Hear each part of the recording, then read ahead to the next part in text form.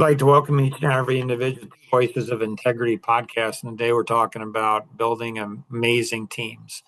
And so in the book, Good to Great by Jim Collins, he talks about, he's done research on amazing team. What makes amazing teams? And his research found multiple generations of great companies in a great company. It's disciplined people, disciplined thinkers, and discipline in taking action. So disciplined people, disciplined thinkers, and discipline in taking action. And so today's is going to be kind of interesting. So we'll be talking about a lot of different things. We're going to try to keep the podcast like really tight so you can go in and then share with other people what you learn. Like make sure that you're doing your reflection, your manage up and out, your reflection. Like, what do you think about it? Like, what's your thoughts and what did you learn from it? What action are you going to take? What do you need to learn next in going through it? And so in in podcasts in general, one of the things that I've noticed is that often, like I was talking to Elaine yesterday, and she approaches podcasts differently, I think, than most people. I mean, she approaches a lot of things differently than most people. She's looking at what's wrong with her. Like, I'm not saying she looked at like she's broken, but maybe she does. I don't know. So she's trying to find out like what's wrong with me. Most people aren't looking at it. So when they listen to a podcast, they're thinking, oh, like maybe they're disciplined. Like it's something on the lack of discipline. And they're like, well, I'm a disciplined person, or being on time, or it could be anything. Like it could be anything at all. And so questions or thoughts on that from anyone? What's the suggestion or what was her train of thought? I guess, for someone that doesn't do that, how do they, I don't know, start doing that or what? She wasn't real clear on that. She wasn't real clear on that. Like it's fascinating to me. Like for me, there's a mirror. And so if I think somebody's an idiot, Mark, you must be an idiot to see an idiot. Like if I think somebody's stupid, if I think somebody's a poor communicator, if I think somebody's, if I think something of anybody, the first thing is, Mark, it's a reflex. Mark, the reason you can see this in somebody else is because there's some amount of truth in it for you. And so does it go back to the biblical thing where there's a command? People use the biblical, like, don't judge somebody else. And so we won't go into that one today, but it's like, well, pull the plank out of your first own eye before you go the sliver out of somebody else's eye. But it's a command. Pull it out of yours so you can see clearly to help get it out of somebody else's. It's not as leveraged. Like you're not supposed to go out and say something to somebody else. You're supposed to say something to somebody else. But I think always understanding, listen, I got a plank in my own eye. And so it's not a judgment, it's an observation. And I think a lot of times people know something's not right and they immediately get defensive about it, whatever it is. And so I think, how do you be a great team member? I think the first thing is self flaws. It's look for the flaws in ourselves. So it seems like most people look to protect their egos to avoid finding self fault. Few people actively seek to discover their blind spots. Like, I'm stupid or ignorant. So, ignorant is not knowing what to do, stupid is not doing what we know. So, are there things that I know that, I'm not doing, I guess? But maybe I'm just ignorant. Patrick says there's a third, there's a third piece where it's willingly stupid or willingly ignorant or something. Like you should know better. Like you should know, but you don't. And so what's the why are people not looking for their own flaws is because they're not humble. And when you're not humble, then you become self-righteous, like we do.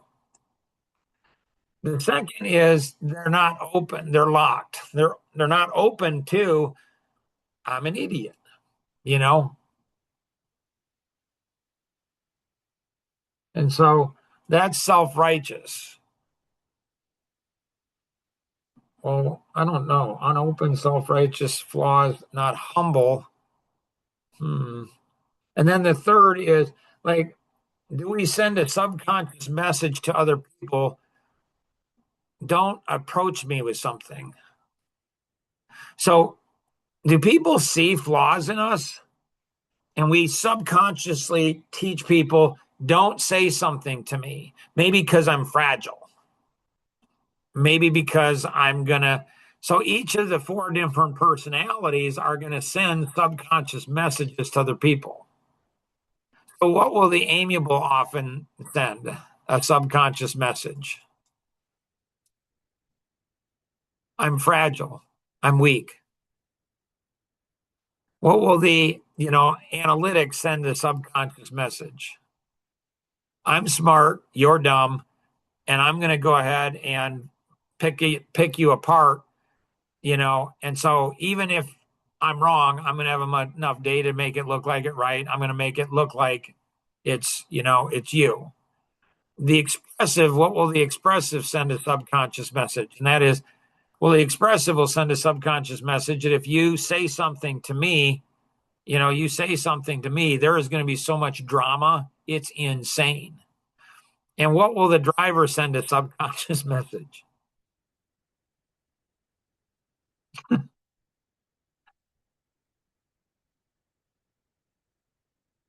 So it looks, go ahead. I was gonna ask you what's the answer to that? Well, again, I'm a driver, right? So I'm probably not really self aware. I can clearly see in other people what the issues are. I see in these three what the issues are. So there's two options. One is Mark's more less self-aware than any of the other personalities. Like he's more clueless than everybody else. That's one option. Like he's not aware. He's just not aware. The other option is Kenny's right. Well,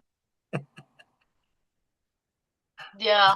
Um, you know, so Kenny's also an amiable, so he's gonna just say what people want to hear too. So, we Right. have to take that into a factor. There should be some data out there that should do it. No, I think the data, if you have a driver analytic, let's say, that person's going to have a lot of data. And so they're going to cross examine your witness. Your witness might be right, but they're going to go off the stand. They're going to go ahead and they're going to be crying. Like that poor witness, like nobody wants to go up against a driver. I don't know. Because no matter what you say, it doesn't like if there's it's You're not wrong. worth it. It's not Right. worth it. It's not Right. worth your time, your breath, your energy. Right. Right. It's not you're wrong because you missed some data because that's the analytics world. Analytics world, they own it and they have little data to go ahead and show that they're not wrong. The expressive will go ahead and create a lot of drama. Oh my goodness, we're already late. The third is they lack of connecting the dots. So they're entitled. So they're not connecting this dots. Like I have issues with this, and they're not connecting it to their own choices. So a lot of times, the amiable or the expressive, maybe the driver or analytic, maybe these three will say, I don't have any friends and I don't know why. The driver, at least this driver, doesn't have any friends. And I know why. And I'm okay with that. Like the others are not okay. It's like they want to have friends. Okay. Well, why don't you have friends? Well, why don't I have friends? because I tell people what they don't want to hear. And so they're like, you know what? I'm done. I'm done being your friend. Okay. Well, there's 8 billion people don't know what to tell you. Like, good luck. Hope that works out well for you. So being a strong team member, be open to flaws. Like, be open to flaws. Now, if you're like a driver, like, be ready. Like, if you want to really have it, because everybody tells the drivers their flaws. Everything is their fault. Why? Because they tell other people. And so when you tell other people what their flaws are, they're going to tell you them back. They just will. It's some amount is true. Um, so look for your flaws, be open, and then look to connect it out. Look how, like, try to connect more dots. Don't try to avoid connecting the dots. Connect more dots than what you think. So hopefully this has been some benefit. When you do a reflection, be honest. Just be honest. Say, this sucked. This didn't help me a bit. Like, I don't feel I'm a better team member because of it. I don't care. Like, if it helped you, like, what'd you think of it? What action are you going to take from it? And then what's your next thing you're going to learn and being able to go through it. So hopefully this was helpful. Definitely do a reflection. Talk about it with your art mentor, your 2 art buddies. Always remember, we can accomplish so much more together than we ever could on our own. Have an amazing day. Bye-bye.